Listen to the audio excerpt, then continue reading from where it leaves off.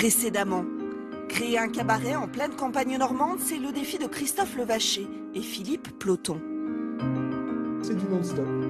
Olivia Andrieux a accepté de les suivre dans l'aventure comme meneuse de revue. C'est plutôt bien d'avoir fait ce choix.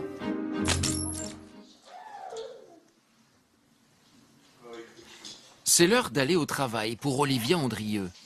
Comme toutes les mamans actives, elle dépose d'abord son fils chez la nounou. Mais ensuite, ce n'est ni l'usine ni le bureau, direction les répétitions. Mettez donc un petit peu de musique, s'il vous plaît. Fais-moi une place au fond de ta bulle. Et si je t'agace et je suis trop nulle, je deviendrai... À chaque représentation, la chanteuse interprète quelques chansons pendant que les gens mangent, avant les plumes et les paillettes. Est-ce qu'il faut que je fasse des... Non, pas des vibes, mais des petites modulations dans l'intensité.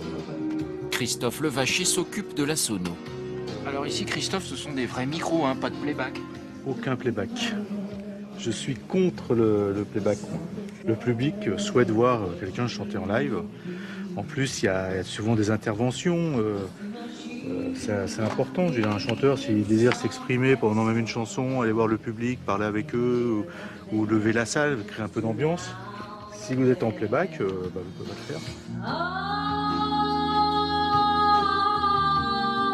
Philippe Ploton, ici à gauche, est l'un des deux directeurs du cabaret. Il n'est pas encore entré dans la danse. Il rend une visite au maire de la commune.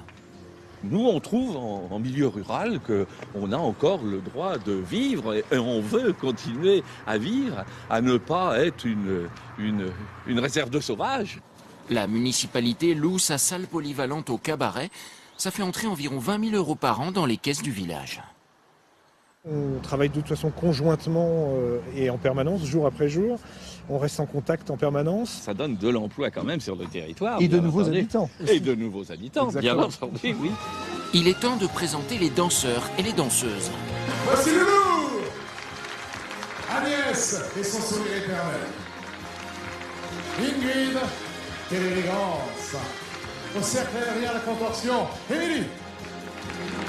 C'est notre capitaine, Aurélie.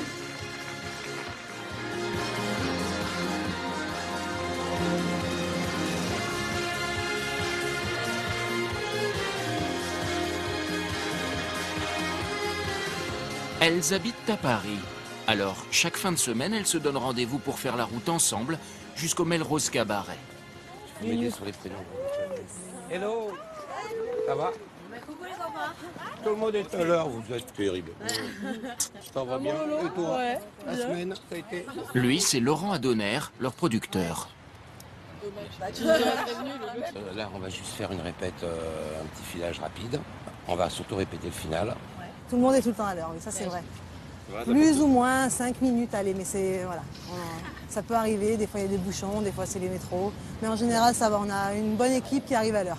Il est 13h45, on va jouer ce soir à 22h30. Donc même s'il y a un bouchon sur la route, même s'il y a un accident, même si...